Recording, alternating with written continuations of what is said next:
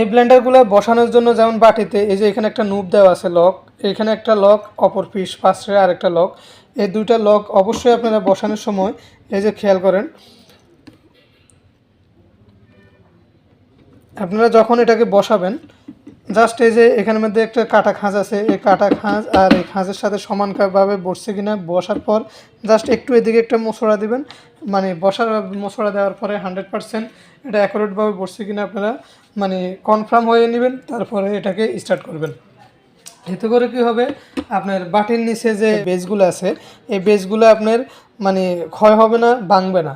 আপনি যদি বাঁকা করে বসান, মানে যদি পজিশন মতো যদি পারফেক্টভাবে যদি না বসে, তাহলে এগুলো মানে মোটরটা বাঁকা হয়ে ঘুরার কারণে ভেঙে যাবে। তাহলে অবশ্যই আপনারা লক্ষ্য করবেন এটা পারফেক্ট অ্যাকুরেটভাবে সোজাভাবে এভাবে বসছে কিনা, বসার পর আপনারা স্টার্ট করবেন। ঠিক আছে, এরপরে আমি আপনাদেরকে আরেকটা জিনিস দেখাই।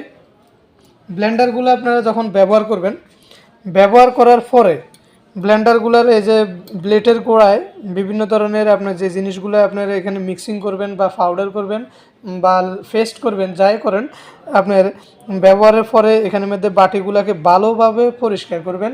পরিষ্কার করে ওগুলোকে কাপড় দিয়ে পরিষ্কার করে মুছে রোদের মধ্যে শুকিয়ে তারপর দিয়ে বাটিগুলো আপনি রাখবেন। এতে করে বাটিতে কোনো রাস্ট আসবে না, মরিচা পড়বে না, এবং কি ব্লেডগুলো জাম হবে না। কারণ এই ব্লেডের মধ্যে যখন আপনি পেস্ট করবেন তখন এটার ভিতরে এক ধরনের পানি বা লিকুইড ঢুকার কারণে ওটা যদি ভালোভাবে পরিষ্কার না করেন, না শুকান, তখন যেটা জাম হয়ে যাওয়ার সম্ভাবনা থাকে, পরবর্তীতে আপনি কাজ করতে সমস্যা সৃষ্টি হতে পারে। তাই অবশ্যই বাটিগুলোকে পারফেক্টভাবে পরিষ্কার করে পানি শুকায় জড়ায় তারপরে রাখবেন। ব্লেন্ডারটা আপনি কীভাবে চালু করবেন, ব্লেন্ডার তো আমরা সবাই চালু করতে পারি। এখানের মধ্যে অনেকে বলবেন যে এখানে আবার শিখানোর কী আছে। আমি আপনাদেরকে একটা জিনিস শিখাই, জাস্ট আপনারা কীভাবে ব্যবহার করবেন সেটা আমি আপনাদেরকে বলি।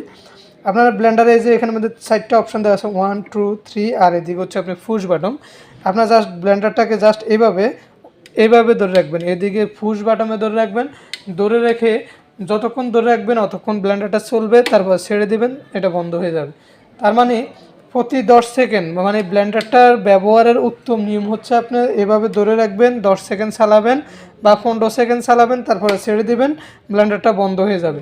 এতে করে কি হবে, মনে করেন আপনি এই বাটিতে পুরা বা অর্ধেক পরিমাণ সামান দিয়েছেন, যখন আপনি এটাকে স্টার্ট করবেন নিচের গুলা আপনার এই যে ব্লেডটা হচ্ছে একদম নিচে, আপনি যখন ব্লেন্ডারটা স্টার্ট করবেন আপনার নিচের গুলা ফিনিশিং হতে থাকবে এবং নিচের গুলা ঘুরার সাথে সাথে উপরের গুলা ঘুরতে থাকবে, বাট ওটা নিচে নামবে না। কিন্তু আপনি যখন ব্লেন্ডারটা যাকে বন্ধ করবেন, বন্ধ করার সাথে সাথে উপরের গুলা নিচের গুলা মিক্সিং হয়ে যাবে, এবং কি আপনার ওটা মিক্সিংও হবে, ওটা দ্রুত ফিনিশিং হবে।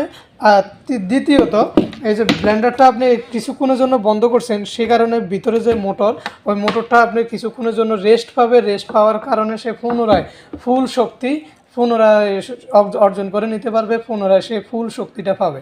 ঠিক আছে, এতে করে সে পোড়া যাওয়ার কোনো সম্ভাবনা নাই, এবং কি ফুল এনার্জি প্রয়োগ করে সে ফিনিশিং করতে পারবে। ঠিক আছে, তো আশা করি আপনারা বুঝতে পারছেন। আপনারা এই বিষয়গুলো যদি লক্ষ্য করেন তাহলে আপনার ব্লেন্ডার খুব সহজে নষ্ট হবে না, আপনারা দীর্ঘস্থায়ীভাবে ব্লেন্ডার ব্যবহার করতে পারবেন।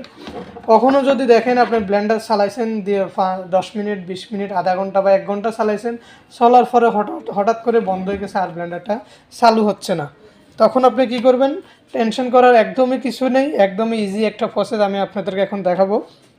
আপনি জাস্ট ব্লেন্ডারের পাওয়ার কানেকশানটা খুলবেন, পাওয়ার কানেকশানটা কারেন্ট থেকে খুলবেন, খুলে এটাকে 5 মিনিটের জন্য আপনি রেখে দিবেন, একটু ঠান্ডা হয়ে যাবে। ঠান্ডা হয়ে যাওয়ার পরে জাস্ট এই যে দেখেন ব্লেন্ডারটাকে উলুট করে নেবেন, নেওয়ার পরে এই যে এখানের মধ্যে যে পুশ বাটন একটা দেখছেন লাল বাটন, এই বাটনটাকে একদম জাস্ট আঙ্গুলের মাথা দিয়ে এইভাবে ভিতর দিকে একটা চাপ দিয়ে ধরে রাখবেন, ধরে ছেড়ে দেবেন। ঠিক আছে, দেখবেন যে এটা অনেকটা বাইরে হয়ে গেছে প্রথম অবস্থায়, যখন চাপ দিবেন এটা আবার ছোট হয়ে যাবে, লাল কালারের মাথাটা। ঠিক আছে, এরপরে যখন আপনি চালু করবেন ব্লেন্ডারটা চলবে। আশা করি আপনারা বুঝতে পারছেন। খুবই ইজিভাবে যদি আপনি এটাকে ফলো করেন, আমার ভিডিওটা ফলো করেন, মনোযোগ দিয়ে দেখেন, 100% আপনি এটার ব্যবহারের বিধি সম্পর্কে আপনারা কনফার্ম হয়ে যাবেন। আপনার ব্লেন্ডারটা দীর্ঘস্থায়ী আপনি দীর্ঘদিন ধরে ব্যবহার করতে পারবেন। আপনাদেরকে একটাই রিকোয়েস্ট করছি, যারা এতক্ষণ আমার সঙ্গে ছিলেন তাদেরকে অসংখ্য ধন্যবাদ। আর ভিডিওটা ভালো লাগলে অবশ্যই একটা লাইক করবেন, ভিডিওটা শেয়ার করে দেবেন।